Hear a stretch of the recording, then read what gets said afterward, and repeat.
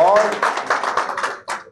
دنیا پاکستان کو سیکیورٹی کے تناظر سے نہیں بلکہ انویسٹمنٹ کے تناظر سے دیکھنے لگ گئی، اور سب لوگ یہ سمجھنے لگے کہ اگر چین پاکستان میں اربوں ڈالر کی سرمایہ کاری کر سکتا ہے تو ہم کیوں پیچھے رہ گئے ہیں۔ اور میں آپ کو یہ بتانا چاہتا ہوں کہ 2017 اور 18 میں یہ عالم ہو گیا تھا کہ امریکہ، برطانیہ، جاپان، یورپ کے سفراء مجھے آ کر صرف ایک سوال کرتے تھے کہ ایکسلنسی یہ بتائیے کہ ہمارے ملک کی کمپنیاں سی پیک کے منصوبوں میں اور اسپیشل اکنامک زونز میں کیسے اشتراک کر سکتی ہیں۔ پاکستان کا گلوبل برانڈ سی پیک بن گیا تھا اور پوری دنیا پاکستان کی طرف متوجہ ہو رہی تھی۔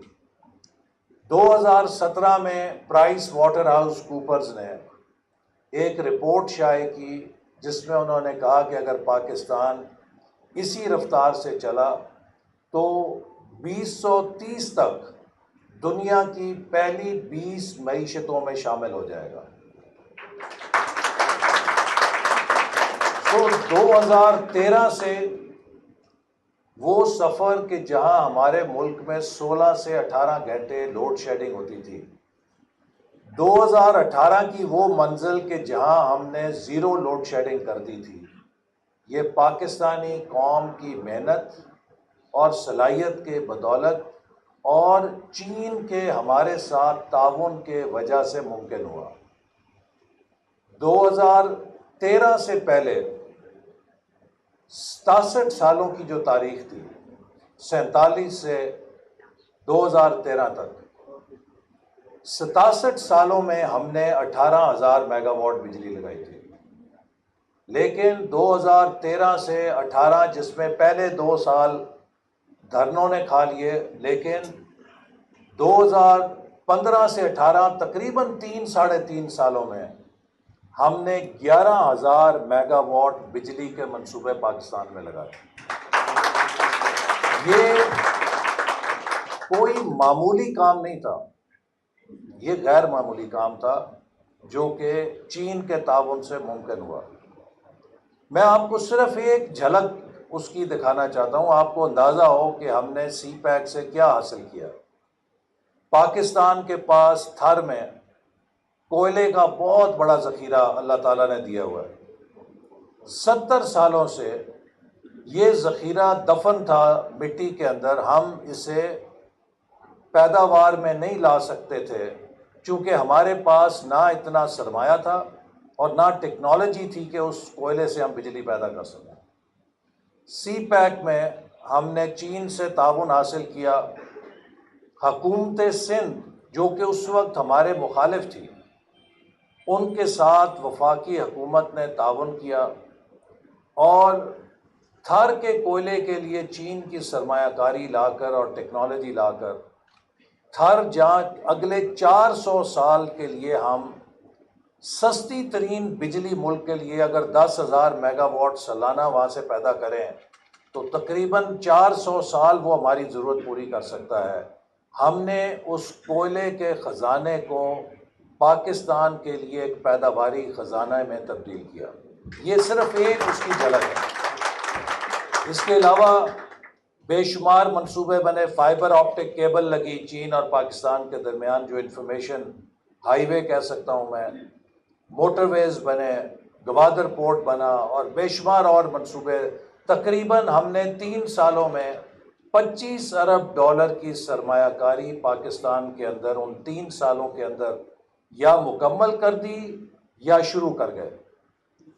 لیکن 2018 کے بعد جو دور آیا، بجائے یہ کہ اس کامیابی کے سلسلے کو آگے چلایا جاتا، بدقسمتی سے اس دور میں ہر اس چیز کو جو ہم کر کے گئے تھے شیطانی ثابت کرنے کے لیے، ہر اس چیز کو اس میں عیب نکالنے کے لیے سی پیک کے اوپر من گھڑت جھوٹے اور بیہودہ الزامات لگائے گئے۔ سی پیک منصوبوں پر اس حکومت نے کرپشن کے ایسے بے بنیاد الزامات لگائے کہ جس نے چین کے سرمایہ کاروں کا اور یقیناً حکومت کا اعتماد بھی متاثر کیا۔ آپ مجھے بتائیں کہ اگر کوئی آپ کا ہاتھ اس وقت پکڑے کہ جب دنیا میں کوئی آپ کی مدد کرنے کے لیے تیار نہیں، ہاتھ یہ کہ آپ کے اپنے لوگ پاکستان میں پیسہ لگانے کے لیے تیار نہیں تھے، اس وقت چین نے $25 ارب پاکستان میں سرمایہ کاری کی، تو کیا اس کا جواب چین کو تھینک یو سے دینا چاہیے تھا یا چین پر جھوٹے بیہودہ کرپشن کے الزامات لگا کر دینا چاہیے تھا؟ نتیجہ یہ ہوا کہ وہ سارا عمل رک گیا۔ اور آپ کو شاید یاد ہو، آپ آج سے 5-6 سال پہلے کافی ہوش مند ہوں گے کہ 2017 میں اسلام آباد کے اندر ہر سیکٹر کے اندر چین کی کمپنیوں کے دفتر کھل چکے تھے۔ اگر آپ سینٹورس جاتے تھے، کسی تجارتی مرکز میں جاتے تھے، آپ کو درجنوں نہیں سینکڑوں کی تعداد میں ہمارے چینی بھائی اور بہن نظر آتے تھے۔ کیوں؟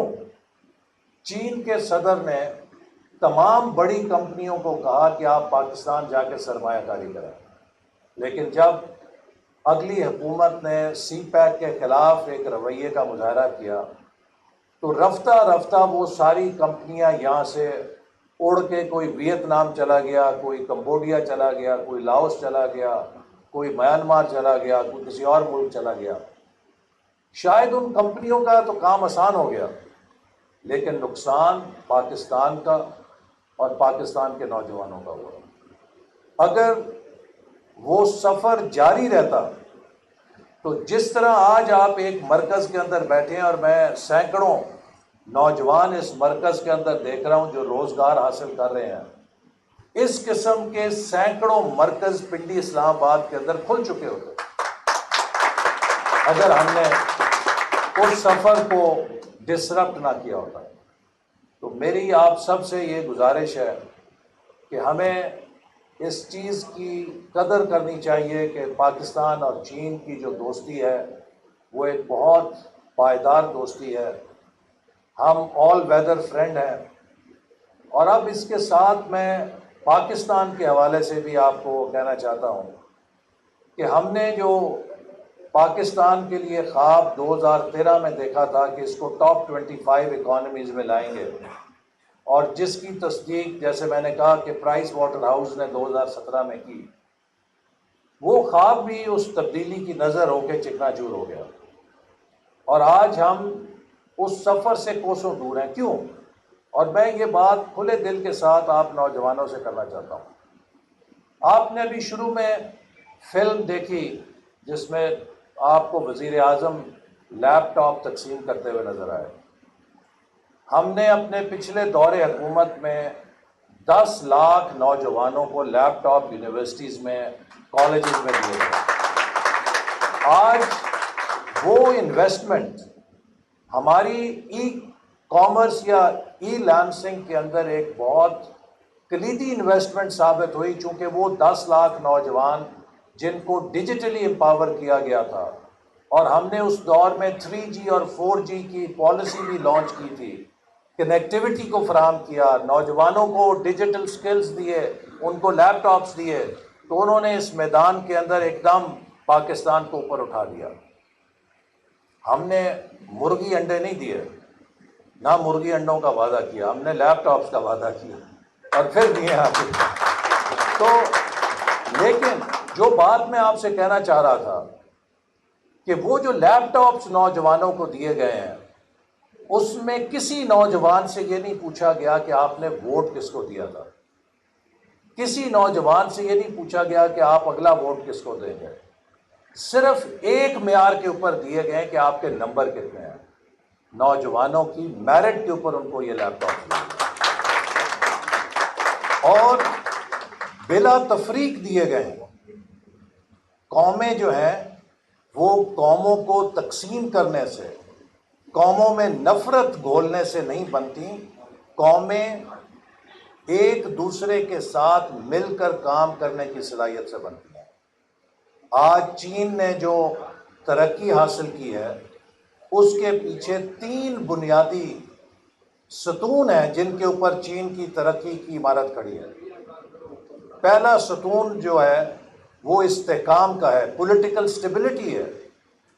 چین میں سیاسی اور پولیٹیکل سٹیبلٹی نے کلیدی کردار ادا کیا ہے وہاں پر امن قائم رکھنے میں، اور تیسری چیز وہاں پر پالیسیز کے تسلسل کو قائم رکھنے میں۔ امن، استحکام اور تسلسل کا ایکو سسٹم جب تک کسی ملک میں نہیں ہوتا وہ ملک ترقی نہیں کر سکتا۔ آپ پوری دنیا کے جتنے ولی اللہ ہیں لا کے کابینہ میں بٹھا دیں، اگر اس ملک کے اندر سیاسی بے یقینی ہوگی، اگر اس ملک کے اندر سیاسی انتشار ہوگا، اگر اس ملک کے اندر نفرت پہ مبنی سیاست کی جائے گی، تو چاہے وہ ولی اللہ ہوں، چاہے وہ نوبل پرائز جیتنے والے سارے کابینہ میں بیٹھے ہوں، وہ اس ملک کا کچھ بیکا نہیں کر سکتے۔ آپ اوسط درجے کے لوگ لا کے کابینہ میں اور حکومت میں بٹھا دیں، لیکن اس ملک کو امن دے دیں، استحکام دے دیں اور پالیسیز کا تسلسل دے دیں، تو وہ ملک ٹیک آف کر جائے گا۔ تو یہ چیز ہمیں 75 سال کے بعد اب سمجھ لینی چاہیے۔ ہمارے پاس تجربوں کا وقت نہیں ہے، اور میں سمجھتا ہوں کہ میری نسل بہت سوگوار بھی ہے اور اپنے کاندھوں پہ تاریخ کا بہت بوجھ بھی اٹھائے ہوئے ہے۔ میں نے جب سیاست شروع کی تھی تو پاکستان 50ویں آزادی کی سالگرہ منا رہا تھا، اور آتے ساتھ ہی سیاست میں جب مجھے پہلا موقع ملا 1997 میں، تو ویژن 2010 بنایا تھا کہ ہم پاکستان کو 2010 تک کس طرح دنیا کی تیز ترین ترقی کرنے والے ممالک میں کھڑا کریں گے۔ لیکن 2 سال بعد ماشاء اللہ لگ گیا اور ویژن 2010 کھڑکی سے باہر چلا گیا۔ پھر 2013 میں واپس موقع ملا تو ویژن 2025 بنایا کہ ہم کس طرح اگلے 12 سالوں میں ٹاپ 25 اکانومیز میں چلے جائیں گے۔ 5 سال کے بعد وہ ویژن بھی تبدیلی کی نظر ہو گیا اور کھڑکی سے باہر پھینک دیا گیا۔ دیکھیے، آج آپ یہ چیز دنیا میں نوجوانوں کو سمجھنی چاہیے کہ کوئی ملک جس نے ترقی کی ہے وہاں پر کم سے کم 10 سال کا تسلسل پالیسیز کا موجود رہا ہے۔ ہندوستان میں بی جے پی اور کانگریس کی حکومتوں نے 2 باریاں کٹھی کی ہیں تاکہ 10 سال انہیں ملے ہیں اور اس میں ان کی پالیسیوں نے حل نکال دیا ہے۔ بنگلہ دیش آج ہمیں اوورٹیک کر گیا ہے۔ 15 سال سے ایک حکومت ہے حسینہ واجد کی، جس کے نتیجے میں وہاں پالیسیز کی کنٹینیوٹی سے آج بنگلہ دیش ٹیک آف کر گیا ہے۔ وہاں ملیشیا کی ہم مثال دیتے ہیں، 22 سال وہاں پہ ڈاکٹر مہاتیر کو تسلسل سے ملے، جس میں کہ ان کی پالیسیز نے کنٹینیوٹی سے ٹیک آف کر دیا۔ ترکی کی ہم مثال دیتے ہیں، طیب اردگان 20 سال سے اس کی حکومت ایک کنسسٹنٹ پالیسی کے اوپر چل رہی ہے۔ چائنا ہے، پالیسی کنٹینیوٹی ہے، سٹیبلٹی ہے۔ T20 کھیل کر یا T10 کا میچ، ہم تو بلکہ T5 کا میچ کھیلتے ہیں، ہر وقت اس چکر میں رہتے ہیں کہ نئی حکومت آئی ہے، اب اسے گرانا کیسے ہے۔ اس طرح قومیں نہیں بنتی۔ ہمیں اب ایک اکنامک نیشن بننا ہے، محنت کو اختیار کرنا ہے، ملک کی سٹیبلٹی کا دفاع کرنا ہے۔ ہمارے پاس اللہ تعالیٰ نے وہ تمام صلاحیتیں دی ہیں کہ جس سے ہم پاکستان کو دنیا کی ٹاپ 10 اکانومیز میں لے کے جا سکتے ہیں، اور اگر ہم نے پچھلے 75 سال ضائع کر دیے ہیں تو ہمیں یہ تہیہ کرنا ہے کہ اگلے 25 سال ضائع کرنا ہم افورڈ نہیں کر سکتے۔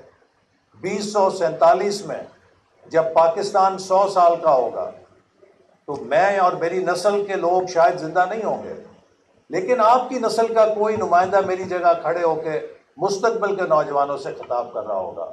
تو آپ کی نسل نے یہ سوچنا ہے کہ جب 2047 آئے گا اور پاکستان 100 سال کا ہوگا تو آپ کا سر فخر سے بلند ہوگا یا آپ کا سر بھی میری طرح شرمسار ہوگا کہ ہم نے 75 سالوں کی طرح 100 سال ضائع کر دیے ہیں۔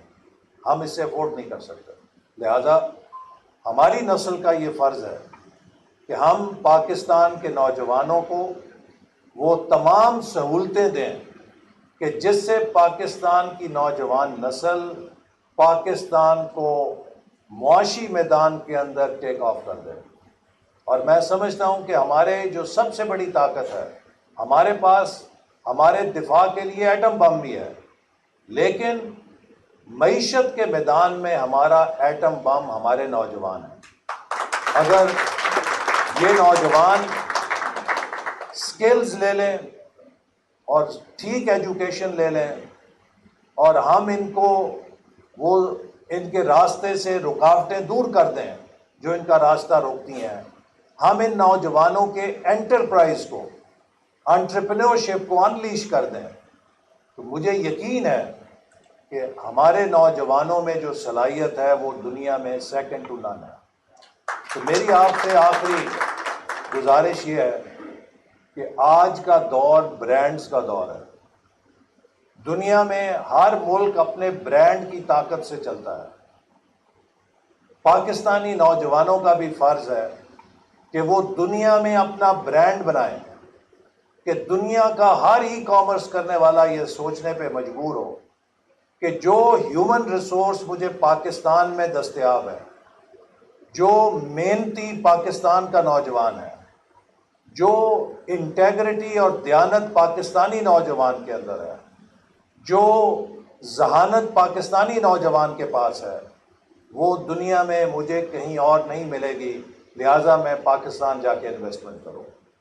آپ سب پاکستان کے ایمبیسڈرز ہیں، اور جب آپ ای کامرس کے پلیٹ فارم پہ جاتے ہیں تو ہمیشہ اپنے سامنے یہ شناخت دھندلی نہ ہونے دیں کہ جہاں آپ نے ای کامرس کے ذریعے پیسے کمانے ہیں، وہاں ای کامرس کے ذریعے بحیثیت ایک ای کامرس کے ورکر یا آئی ٹی ورکر آپ نے اس شعبے کے اندر پاکستان کے برانڈ کو بھی دنیا کے سامنے منوانا ہے کہ ہمارے برانڈ کے مقابلے میں دنیا میں کوئی اور ملک نہیں جو اتنی محنتی، ذہین اور انٹیگریٹی والی ہیومن ریسورس رکھتا ہو. اور مجھے یقین ہے کہ یہ سب خوبیاں ہمارے اندر ہیں، لیکن اب ہمارا فرض ہے کہ ہم اس اپرچونٹی کا فائدہ اٹھائیں. اور مجھے یہ دیکھ کے انتہائی خوشی ہے کہ جیسے یہ ایک پرائیویٹ انٹرپرائز ہے، سی پیک کا جو اگلا دور ہے وہ گورنمنٹ ٹو گورنمنٹ کوآپریشن کا نہیں ہے، وہ بزنس ٹو بزنس کوآپریشن کا ہے. ہمیں چین کے ساتھ مل کر پرائیویٹ سیکٹر انویسٹمنٹس کو پاکستان میں لے کر آنا ہے. چین میں بہت سارے انڈسٹریز اب بند ہو رہی ہیں چونکہ وہاں پہ لیبر کاسٹ، وہ بہت ترقی کر گئے ہیں، ان کی لیبر کاسٹ اوپر چلی گئی ہے، تو وہ وہاں سے اپنے بزنسز کو ان ممالک میں لے کر جا رہے ہیں جہاں پر لیبر کاسٹ کم ہے. تو پاکستان ایک بہت اٹریکٹیو ڈیسٹینیشن ہے. ہم نے آتے ساتھ پچھلے 12 مہینوں میں وہ اسپیشل اکنامک زون جو پچھلے 4 سالوں سے بند پڑے تھے، ان میں اب تیزی سے کام کیا ہے. ڈھابے جی کا آپ نے دیکھا ابھی افتتاح ہوا، رشکئی کا افتتاح ہونے والا ہے، اور دوسرے اکنامک زونز بھی کھلیں گے.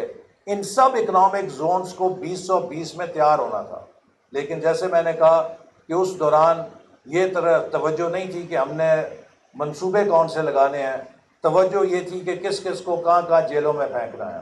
اور میں بھی 2.5 مہینے اس کی سزا کاٹ کے ڈیالہ جیل میں سزائے موت کے قیدیوں کی چکی میں گزار کے وقت آیا، ایک ایسے مقدمے میں کہ جو شاید ایک لطیفہ ہوگا کہ آپ نے اپنے ضلع میں کھیلوں کا کمپلیکس کیوں بنایا تھا.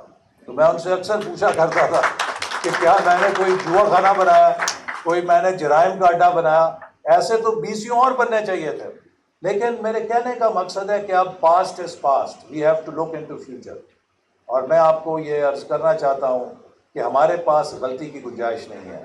آئیے ہم سب مل کر ٹیم پاکستان بن کر اس ملک کی معیشت کو دنیا کی صف اول کی معیشت بنانے کے لیے تہیہ کریں کہ ہم پوری محنت سے کام کریں گے. اور آپ اگر محنت سے کام کریں گے اس میں آپ کا ذاتی فائدہ بھی ہے، لیکن اس کے ساتھ ساتھ ملک کا بھی فائدہ ہوگا، کیونکہ اس سے پاکستان کا برانڈ دنیا کے اندر سرخرو ہوگا. اور مجھے یقین ہے کہ ہمارے نوجوان پاکستان کو 10 سالوں کے اندر دنیا کی انفارمیشن پاور کے طور پہ منوا سکتا ہوں. اور آخر میں